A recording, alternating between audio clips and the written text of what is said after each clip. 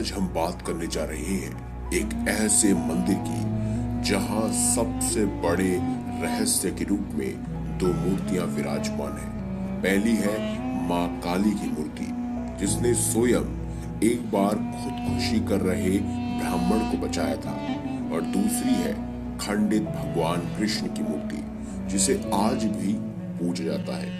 क्या है इनके पीछे का रहस्य, चलिए दोस्तों जानते हैं। अगर अभी तक आपने हमारे चैनल को सब्सक्राइब नहीं किया तो देर किस बात की, अभी चैनल को सब्सक्राइब करें और बेल आइकन जरूर दबाएं, ताकि ऐसी ही खास लेटेस्ट अपडेटेड वीडियोस आपको जानने और सुनने को मिलती रहे। दोस्तों आज हम जिक्र करने जा रहे हैं कोलकाता के मशहूर दक्षिणेश्वर काली मंदिर के बारे में। इस मंदिर का बहुत बड़ा इतिहास है और इसकी कई मान्यताएं भी इसके साथ जुड़ी हुई हैं। दोस्तों इस मंदिर के प्रांगण में मां काली के अलावा भगवान शिव और भगवान कृष्ण के मंदिर भी मौजूद हैं।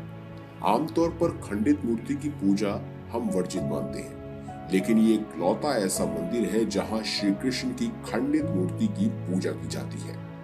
दोस्तों क्या है इसके पीछे की खास कहानी और मां काली की मूर्ति से जुड़ी कहानी, चलिए जानते हैं। दोस्तों इस मंदिर का निर्माण शूद्र जमींदार की विधवा पत्नी रासमणि ने करवाया था। कहा जाता है कि रासमणि के पास सब कुछ था, लेकिन वह पति के प्यार के लिए तरसती थी। उसकी मां काली पर अपार श्रद्धा थी।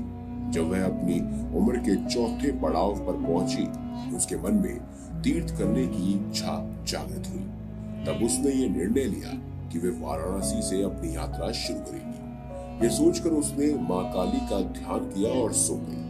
तब रात को देवी मां ने स्वयं सपने में आकर उसको दर्शन दिए और कहा कि उसे किसी भी तीर्थ स्थल पर जाने की आवश्यकता नहीं है।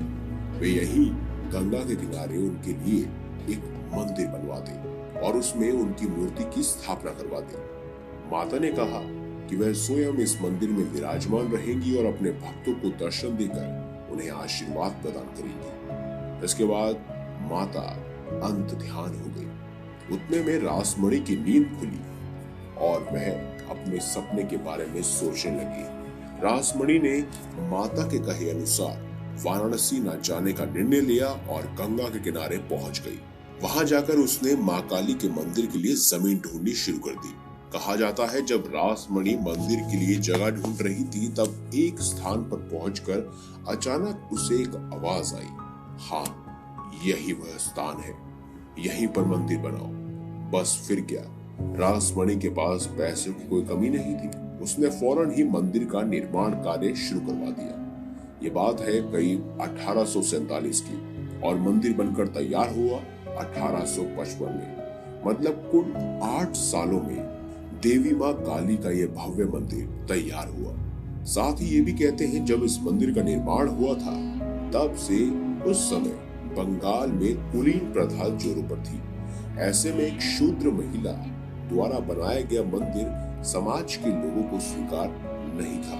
कोई भी पुजारी इस मंदिर में पूजा करने के लिए तैयार नहीं हो रहा था। तब रामकृष्ण परमहंस ने इस मंदिर का पुजारी बनना स्वीकार किया और उन्होंने रासमणि से कहा कि एक शूद्र का मंदिर होने के कारण कोई भी इस मंदिर में नहीं आएगा, इसीलिए वह मंदिर को ब्राह्मण के मंदिर के रूप में चलाएंगे। रासमणि ने उनकी बात मान ली। ऐसी मान्यता है कि इसी मंदिर में मां काली की आराधना करके रामकृष्ण ने परमहंस की अवस्था प्राप्त की थी, इसीलिए उन्हें रामकृष्ण परमहंस कहा जाता है।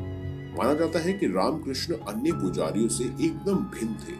उनका उद्देश्य केवल पूजा करके धन अर्जित करना नहीं था, बल्कि मां काली की सेवा कर मोक्ष की प्राप्ति था। कहते हैं पुजारी घंटों घंटों माता की प्रतिमा को निहारते।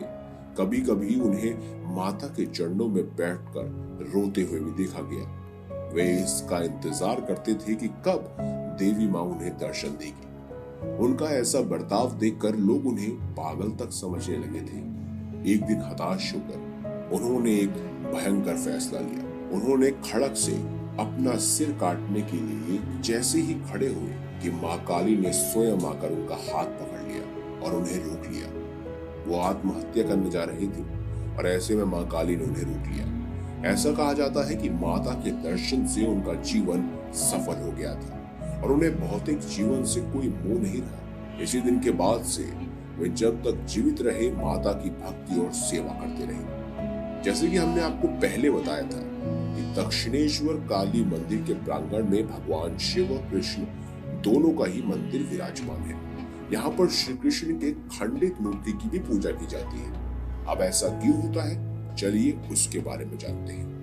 दोस्तों, इसके पीछे एक खास कथा है।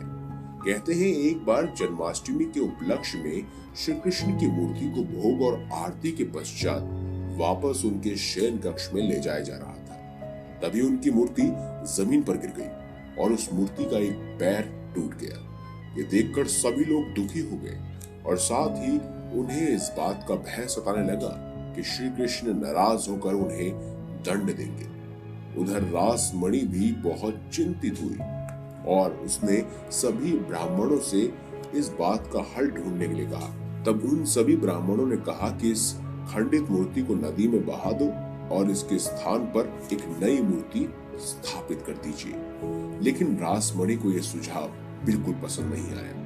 तब वह रामकृष्ण परमहंस के पास गई और उनसे मदद मांगी। इस पर परमहंस ने उनसे कहा कि अगर घर का कोई सदस्य बीमार हो जाता है या फिर विकलांग हो जाता है तो हम उनकी देखभाल करते हैं, ना कि उन्हें त्याग देते हैं। रासमणि को परमहंस की ये बात बहुत ही अच्छी लगी और उन्होंने फैसला लिया कि मंदिर में उसी खंडित मूर्ति की पूजा वो शुरू करेंगी। बस फिर क्या, तब से इस मंदिर में कृष्ण की खंडित मूर्ति की पूजा होने लगी और आज तक इस मंदिर में भगवान श्री कृष्ण की खंडित मूर्ति की पूजा की जाती है। तो दोस्तों, इस मंदिर से जुड़े हुए दो रहस्य, जब साक्षात एक बार ब्राह्मण अपनी जान लेने जा रहे थे तब उन्हें देवी काली ने बचाया, और दूसरा भगवान श्री कृष्ण की खंडित मूर्ति की पूजा का रहस्य। तो दोस्तों, अगर आपको हमारी ये खास जानकारी, ये वीडियो अच्छी लगी हो तो इस वीडियो को लाइक करें, हमारे चैनल को सब्सक्राइब करें और ज्यादा से ज्यादा शेयर आप इसे अवश्य कीजिए।